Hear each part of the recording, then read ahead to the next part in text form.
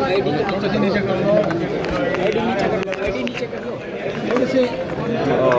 नाम है?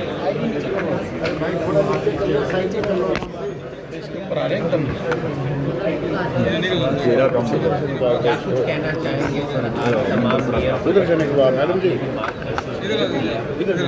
देखिए, सबसे पहले तो मैं मेयर रेणुबाला गुप्ता जी को बधाई देना चाहूँगा, जिनके सानिध्य में आज के इस कार्यक्रम का आयोजन हुआ और पूरे भारतवर्ष से जो सम्मानित मेयरगण यहाँ पर आए हैं और एक अच्छी चर्चा 2 दिनों की रही है।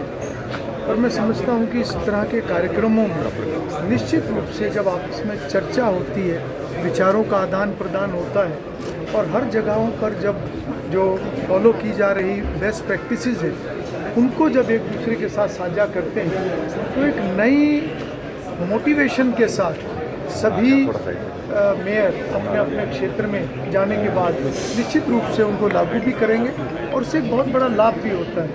और मैं समझता हूँ कि आज जो एक टेक्नोलॉजी का ज़माना है और टेक्नोलॉजी को इस्तेमाल करके जिस तरीके से एक अच्छी प्लानिंग हो सकती है, हर शहर की अपनी ज़रूरतें होती हैं, वहाँ की ज़रूरतों के हिसाब से वहाँ की प्लानिंग हो और उसी हिसाब से वहाँ का जो डाटा है, अलग अलग डाटा आज आर्टिफिशियल इंटेलिजेंस के माध्यम से उसको कलेक्ट करके उसको एनालाइज करके एक अच्छी प्लानिंग हो सके।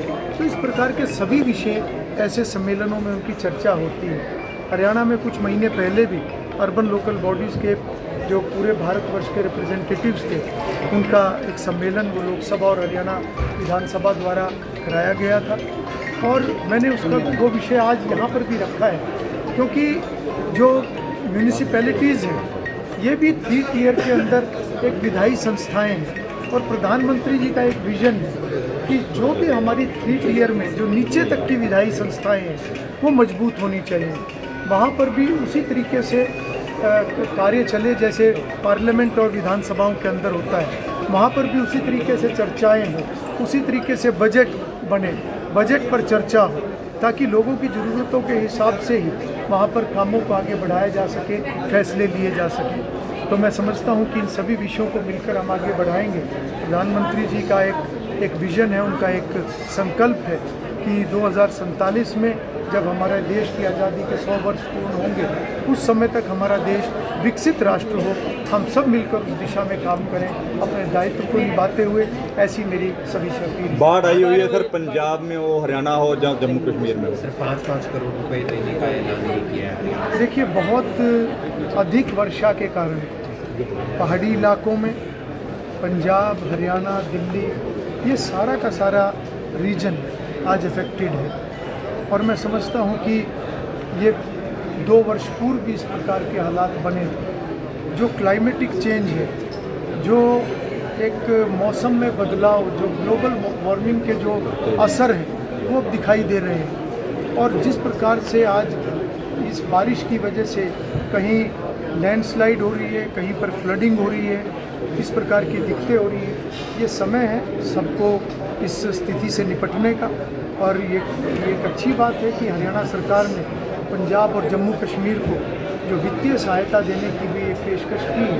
तो मैं समझता हूँ कि इस प्रकार के हालात जब बनते हैं तो फिर उसमें सभी को मिलकर उससे लड़ने की ज़रूरत होती है, सभी को मिलकर व्यवस्थाओं को मजबूत करने की ज़रूरत होती है। और हमारे क्षेत्र में भी, क्योंकि यमुना का जल स्तर भी बहुत ज़्यादा बढ़ा हुआ है और साथ ही अन्य डांगरी नदी और इन नदियों में घग्गर में भी पानी काफ़ी ज़्यादा पिछले दिनों में रहा है। अभी भी बहुत जगहों पर जल भराव है। सरकार पूरी तत्परता से इसके ऊपर काम कर रही है।